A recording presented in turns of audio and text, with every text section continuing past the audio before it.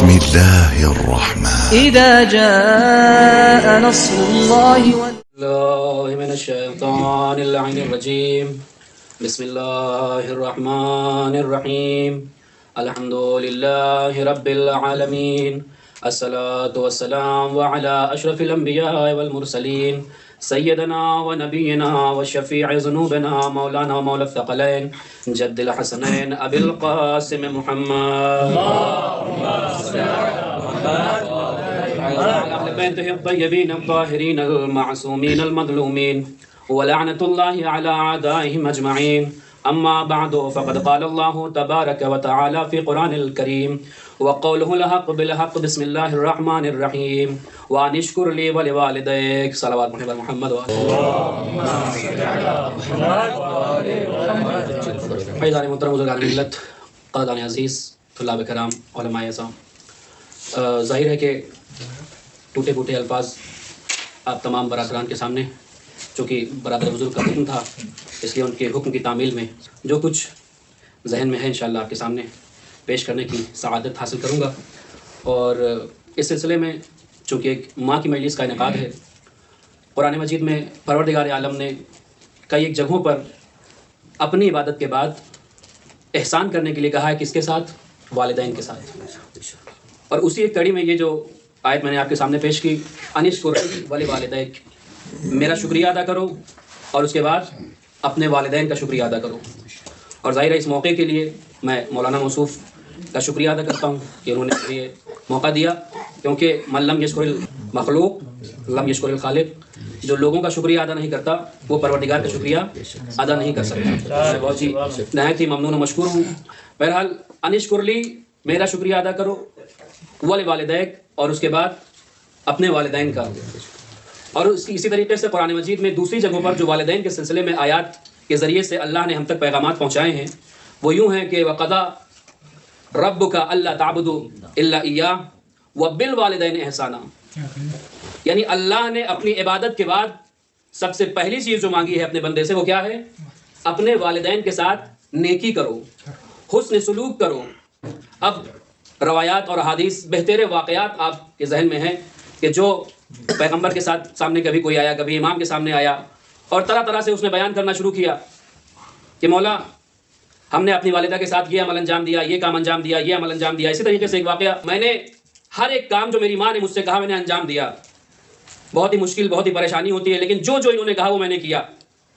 یہاں تک کہ ان کی آخری خواہش یہ تھی کہ میں حج کر لوں، سواری میرے پاس ایک تھی لیکن میں نے اس پر اپنی ماں کو سوار کیا، میں پیدل آیا، کاندھوں پر بٹھا کر کے طواف کرا رہا ہوں۔ یہ بتائیے کہ کیا میں نے ماں کا حق ادا کر دیا؟ جواب کیا ملا؟ نہ۔ تم نے جتنی بھی مشقتیں برداشت کی ہیں، محنتیں کی ہیں، ان ساری چیزوں کے عوض میں تمہاری ماں کے اس درد ذہن کہ جب تم ان کے پیٹ میں تھے اور تمہاری وجہ سے تمہاری ماں کو تکلیف ہوئی تھی اور انہوں نے ایک لفظ آہ ادا کیا تھا، اس کا بھی تم نے حق ادا نہیں کیا۔ یعنی اتنی ساری چیزیں انجام دینے کے باوجود ماں کا مقروض ہمیشہ رہے گا یہ انسان۔ کیوں؟ اس لیے کہ اللہ نے اپنی عبادت کے فوراً بعد والدین کے لیے یہ جملہ ارشاد فرمایا، اور والدین میں بھی ماں کا مرتبہ بدرجہ اولا ہے۔ روایات آپ کے سامنے موجود ہے، آپ بڑے سے بڑے عالم دین کی تاریخ کو اٹھا کر کے پڑھیں، بڑے سے بڑے دانشوروں کی تاریخ کا جب آپ مطالعہ کریں گے، ان کی سوانح حیات کی اسٹڈی کریں گے آپ، تو آپ کو کیا ملے گا کہ ہر کسی نے جب ماں کی بات آئی ہے تو یہی کہا ہے کہ آج میں جس مقام و مرتبے پر ہوں وہ اپنی ماں کی وجہ سے یہاں تک پہنچا ہوں۔ سبحان اللہ۔ اور آپ دیکھیں کہ جب انسان اپنی ماں کی ادب کی یونیورسٹی میں پڑھ کر کے دنیا میں آتا ہے، تب پھر سماج میں کہیں کوئی مطہری بنتا ہے، کہیں کوئی شیخ انصاری بنتا ہے، اور کہیں کوئی علماء اس طریقے زمانے میں آتا ہے۔ اس طریقے سے کیوں؟ اس لیے کہ ماں کا سکھایا ہوا ہے سب۔ اس لیے شیخ مرتضیٰ انصاری نے خود کہا کہ میں اپنی ماں کی وجہ سے شیخ انصاری بنا، وگرنہ شیخ مرتضیٰ تو میرا نام ہے ہی ہے، یہ جو آج دنیا میں نام لیا جا رہا ہے یہ کیوں؟ شیخ انصاری میں اپنی ماں کی خدمت کی وجہ سے بنا۔ کہاں سے؟ کہا ماں وہ یونیورسٹی ہے ادب کی کہ جہاں سے اس نے سلیقہ سیکھا، جہاں سے اس نے تربیت سیکھی۔ عزیزان محترم، اور آپ دیکھیں کہ آیت اللہ مرشی نجفی آج دنیا کے کتاب خانوں میں سے ایک کتاب خانہ ان کا بہت ہی مشہور، کیسے؟ ان کا خود بیان ہے کہ آج میں جہاں پر ہوں اس لیے کہ میں نے اپنی ماں کی اطاعت کی ہے۔ کیسے واقعہ وہ آپ کے سامنے موجود ہے۔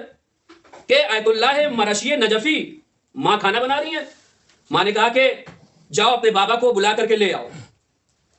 توجہ کریں, ایک طرف ماں کا حکم یہ ہے کہ اپنے بابا کو بلا لاؤ, لیکن دوسری طرف جب جاتے ہیں آیت اللہ مرشی نجفی تو کیا دیکھتے ہیں کہ ان کے بابا غنودگی کے عالم میں ہیں, قریب ہے کہ وہ سو جاتے. اب یہاں پر وہ رک گئے اور رک کر کے انہوں نے سوچا کہ اگر میں اپنے بابا کو آواز دے دوں تو ممکن ہے کہ ان کی دل آزاری ہو جائے. اور جب تھوڑی سی نیند سے کوئی اٹھایا جاتا ہے تو بڑی ٹینشن ہو جاتی ہے, غصے میں آ جاتا ہے آدمی. یہ نفسیاتی بات ہے نا. کیا راستہ استعمال کرے گا؟ ایک طرف ماں کا حکم ہے, ایک طرف باپ کی یہ کیفیت ہے. راستہ کیا نکالا؟ گئے اپنے بابا کے پیروں کو دھیرے دھیرے سہلانے لگے, دھیرے دھیرے سہلانے لگے. تو ان کی آنکھ آہستہ آہستہ, ظاہر سی بات ہے کون ہے کیا ہو رہا ہے بھائی, دھیرے دھیرے انہوں نے اپنے آپ خود بخود آنکھیں کھولی. ایک طرف ماں ہے ایک طرف باپ ہے. جب غنودگی کے عالم سے وہ باہر آئے, آنکھ کھلی, بیدار ہوئے. کہا بیٹا خیریت تو ہے, کیا ہوا؟ کہا بابا ماں نے بلایا تھا, آپ کو نیند آ رہی تھی, میں نہیں چاہتا تھا کہ آپ کی نیند خراب کروں. وہیں پر ان کے والد نے ان کو دعا دی اور کیا کہا کہ اللہ تمہارا شمار بہترین لوگوں میں کرے. تو یہ جناب آیت اللہ مراشی نجفی نے کہا کہ میں آج جس مقام پر ہوں وہ میرے والد اور والدہ کی اطاعت اور ان کی دعا کی وجہ سے. جنت و جہنم کے درمیان ماں ایک ایسا نقطہ ہے کہ اگر انسان اس کی اطاعت کر لے, اس کی پیروی کر لے تو جنت کو حاصل کر لے گا, اور اگر نافرمانی کر لے تو جہنم میں چلا جائے گا. اور یہ کہنے کی بات ہے کہ ماں بد دعا نہیں کرتی, ماں دعا کرے تو اس سے بڑھ کر کے کوئی دعا نہیں, اور ماں بد دعا کر دے تو اس سے بڑھ کر کے کوئی بد دعا نہیں. تعریفیں آپ کے سامنے ہیں ماں کی دعا کا اثر. کلیم اللہ نبی پیغمبر جناب موسیٰ, وہ آتے ہیں اللہ سے گفتگو کرتے ہیں, اور کرتے کرتے گفتگو ان کے دل میں یہ تمنا پیدا ہوئی کہ آج میں اپنے رب سے پوچھوں کہ جنت میں میرا ہمنشین کون ہوگا, جنت میں میرا ساتھی کون ہوگا, میرا پڑوسی کون ہوگا. استاد علی فرماتے ہیں کہ جناب موسیٰ نے یہ سوچ کر کے سوال کیا کہ جب میں اس منصب پر ہوں تو ظاہر ہے کہ میرا ہمنشین بھی کوئی ایسے ہی ہوگا, جب میں اس مرتبے پر ہوں تو میرا ساتھی ہے وہ بھی اسی مرتبے کا ہوگا, تو کم سے کم اللہ کے ذریعے سے یہ جان لوں کہ وہ ہے کون. کیا سوچ کے پوچھ رہے ہیں کہ ہم منصب ہے تو ویسے کوئی دوسرا بھی ہوگا, لیکن نہ, اللہ سے پوچھا یہ بتائیے کہ جنت میں میرا ساتھی کون ہوگا, پڑوسی کون ہوگا. کیا جواب ملا؟ وہ فلاں جگہ چلے جاؤ, اس دکان پر ایک قصاب ہے, وہ تمہارا ساتھی. ہاں, کہاں وہ اللہ کے نبی رسول اللہ, کہاں وہ پیغمبر, کہاں وہ کلیم اللہ, اور کہاں یہ قصاب. ذہن میں کیا تھا کہ کوئی ہمارا منصب ہوگا, ذہن میں کیا تھا کہ کوئی ہمارا ہم رتبہ ہوگا, لیکن اللہ نے کیا کہا کہ وہ فلاں قصاب ہے. عزیزان محترم, بات سمجھ میں آئی؟ کہا وجہ یہ ہے کہ اگرچہ کسی کو نبی کا ساتھی ہونا ہوگا تو ہم رتبہ ہونے کی وجہ سے ساتھی نہیں ہوگا, اعمال کی بدولت نبی کا ساتھی ہو سکتا ہے. صلوات پڑھے بر محمد و آل محمد. یعنی ہم رتبہ ہو کر کے بھی زبردستی نبی کے پہلو میں سو جانا اور ہے, اور اعمال و کردار کے ذریعے سے نبی کا ساتھی بن جانا اور ہے. تو کردار ہونا چاہیے, عمل ہونا چاہیے, لفظ چاہیے, ضروری ہے عزیزان محترم. اور آپ غور کریں کہ وہ عمل کون سا تھا جس کی وجہ سے قصاب نبی کلیم اللہ کا ساتھی بنا جنت میں. کیا عمل تھا آپ کے ذہن میں ہے؟ جلدی جلدی عرض کر دوں. گئے وہاں پر, قصاب کو دیکھا, ابھی اس کو پتا نہیں کہ یہ کون ہے, ابھی نہیں معلوم کہ یہ ان کے ساتھ جو آئے مہمان چاہیے. جی ہاں مہمان چاہیے, بالکل آئیے میرے ساتھ چلیے. دکان بند کی اس نے, گھر پر آیا, اور جب گھر آیا تو کیا دیکھا کہ جس طریقے سے پرانے زمانے میں, اب تو ریچ فریج کا زمانہ ہے, پرانے زمانے میں وہ دودھ کو سنبھال کے رکھا جاتا تھا, ٹانگا جاتا تھا تاکہ کوئی بلی وہاں سکار وہ پہنچ نہ سکے, اسی طریقے سے اس نے ایک ٹنگی ہوئی شے کو اتارا. اب جناب موسیٰ کی آنکھیں کھلی کی کھلی, یہ کیا ہے معاملہ. کیا دیکھا, اس کو نہلایا, دھلایا, کپڑے بدلے, کھانا کھلایا, ساری چیزیں. کون ہے یہ؟ کہا کہ یہ میری ماں ہے, یہ میری ماں ہے. عزیزان محترم, کہا اچھا ٹھیک ہے, کھلا لیا پلا لیا, سب کر دیا. کیا دیکھا جناب موسیٰ نے کہ اس کے لب ہل رہے ہیں, جس قدر وہ اپنے ہاتھ اٹھا سکتی تھی اٹھاتی تھی. جناب موسیٰ نے پوچھا یہ کھانے کے بعد یہ کیا کہتی ہے, کچھ پتا ہے تمہیں؟ کہا ہاں مجھے معلوم ہے. کیا کہتی ہے؟ وہ کہتی ہے کہ اللہ تمہیں اس خدمت کے عوض جناب موسیٰ کا ہم نشین بنائے جنت میں. جیسے ہی یہ جملہ کہا ایک مرتبہ جناب موسیٰ نے کہا کہ تمہاری ماں کی دعا قبول ہو گئی. کہا کیسے؟ کہا جس کے لیے تمہاری ماں دعا کر رہی ہے وہ موسیٰ میں ہی ہوں. کیا کہا؟ جعلک اللہ من جلیس موسیٰ، اللہ تم کو موسیٰ کے ہم نشین میں سے قرار دے. یہ ہے ماں کی دعا کا اثر. اور آپ دیکھیں کہ وہ نبی، یہ ایک نبی کی بات ہے، پورا قرآن آپ دیکھیں جناب عیسیٰ کا تذکرہ اگر لے لیا جائے، وَبَرًّا بِوَالِدَتِي وَلَمْ يَجْعَلْنِي جَبَّارًا شَقِيًّا. کیا کہا؟ یعنی وہ نبی کہ جس کے پاس کتاب بھی ہے، شریعت بھی ہے، ابدیت بھی ہے. وہ نبی شریعت پر فخر نہیں کر رہا ہے، وہ نبی کتاب پہ فخر نہیں کر رہا ہے، وہ نبی ابدیت پہ فخر نہیں کر رہا ہے. وہ نبی فخر کر رہا ہے تو اس بات پر کہ پروردگار عالم تیرا لاکھ لاکھ شکر ہے کہ تو نے مجھے اپنی ماں کا فرما بردار بنایا ہے. فخر کس بات پر؟ کہ اپنی ماں کا فرما بردار بنایا. وَلَمْ يَجْعَلْنِي جَبَّارًا شَقِيًّا، اور تو نے مجھے جبار و شقی نہیں قرار دیا ہے. مطیع ہونا آسان نہیں ہے. دور حاضر کی اگر بات کی جائے تو یہ نہیں کہا گیا جب تک تم سمجھ نہیں پا رہے ہو تب تک ماں کی اطاعت کرو، جب سمجھنے لگو تو ماں کے اوپر اپنے آپ کو سمجھو. یہ نہیں کہا گیا. ماں باپ کسی بھی عمر میں ہوں ان کی اطاعت لازم ہے، ان کی اطاعت ضروری ہے. یہ نہیں کہ ماں باپ بوڑھے ہو گئے تو پھر زمانہ جو ہے ڈیولپ ہوا، اب کچھ بات ہے جو نہیں سمجھ میں آ رہی والدین کی. بھائی زمانے قدیم کے ہیں تو اس کا مطلب یہ نہیں کہ ارے آپ کیا بولتے ہیں، ہر بات میں آپ کو بولنے کی کیا ضرورت ہے. عزیزان محترم، نہ، اطاعت شرط ہے. عمر کے کسی بھی حصے میں ہو مطیع ہونا ضروری ہے. یہاں تک کہ زندگی میں ہی نہیں، زندگی کے بعد بھی والدین کے ساتھ کیا کیا اعمال انجام دینے ہیں پوری حدیث اور روایات آپ کے سامنے ہیں. یہ نہیں کہ ہمیں فراموش کر دینا ہے ماں باپ کو. یہ آج جس میں ہم بیٹھے ہیں یہ اسی کی ایک کڑی ہے. یہ والدین نہیں ہے، اس کے ساتھ ہمیں کرنا کیا ہے نا. عزیزان محترم، صدقہ دیں، نماز پڑھیں، ایصال ثواب کرائیں. جب ہم بچپنے میں ہیں تو وہ ہمیں ایک ہی سوال کے کتنی بار جواب دیتے ہیں، اور جب وہ بوڑھے ہو گئے ہیں اور وہ 3 بار ایک سوال کر لیں تو ہمارا پارا ہائی ہو جاتا ہے. نہ، یہ اطاعت نہیں ہے. امام فرماتے ہیں کہ اگر قرآن میں اف سے چھوٹا کوئی لفظ ہوتا تو اللہ اس کا استعمال کرتا. فلا تقل لهما اف، ان کے خلاف ایک لفظ اف کا بھی استعمال نہ کریں. جائزہ لینے کی ضرورت ہے، محاسبہ کرنے کی ضرورت ہے کہ ہم کہاں ہیں اور یہ اہل بیت کی تعلیمات کہاں ہیں. مرنے سے پہلے انسان وہ امور انجام دے کہ جس کے بعد اس کے نامہ اعمال چلتے رہیں. اور وہ کیسے چلیں گے؟ رسول نے فرمایا اذا مات الانسان انقطع عملہ، جب انسان مر جاتا ہے تو اس کے عمل کو اس سے منقطع کر دیا جاتا ہے. الا من ثلاث، سوائے 3 چیزوں کے. وہ کیا ہے؟ صدقہ جاریہ، ایک ایسا بیٹا چھوڑ کر کے جائے جو صالح ہو، یدعو له، کہ جو اس کے لیے دعا کرے.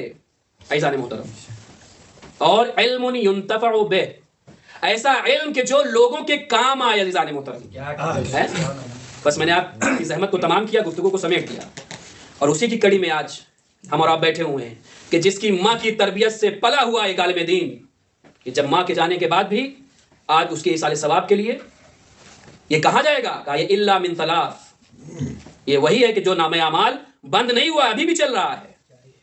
اور عزیزان محترم، ایک ایسا بیٹا چھوڑ کر کے جائے کہ جو اس کے لیے یدعو اللہ، دعا کرے.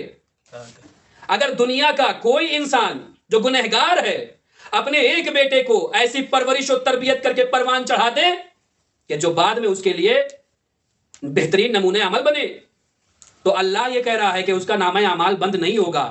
تو پھر آئیے تاریخ کے دروازے کو کھٹکھٹائیں اور ہمیں وہاں سے یہ جواب ملے گا کہ اگر کوئی گنہگار انسان اپنے گنہگار بیٹے کو صالح بنا کر کے دنیا میں چھوڑ جائے تو وہ اس کے لیے اس کے دنیا سے جانے کے بعد بھی اس کے جنت میں جانے کا ایک سبب بنتا ہے. تو جو انسان وہ ہو کہ جس نے کبھی محمد کو پالا ہے، جس نے کبھی علی کو پالا ہے، اور جب وہ نماز میں اٹھتا ہو اور وہ اپنے ہاتھوں کو اٹھاتا ہو اور کہتا ہو ربنا اغفر لی ولوالدی وللمؤمنین یوم یقوم الحساب، تو پھر اس علی اور محمد کو پالنے والے جناب ابو طالب کی کیا منزلت ہوگی. ایک صلوات پڑھے بر محمد وآلہ.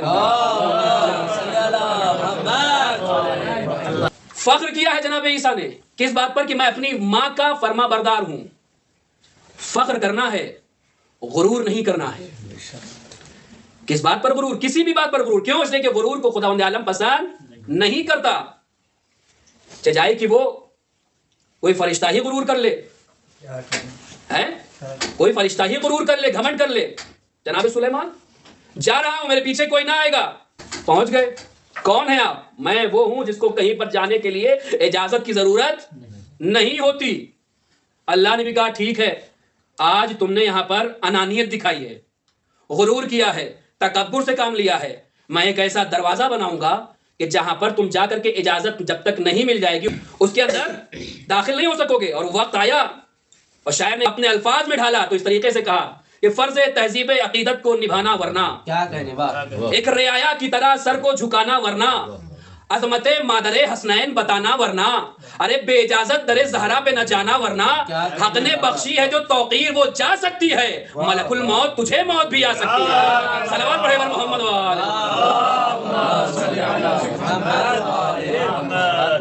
محترم. تو وہ دروازہ بنایا گیا.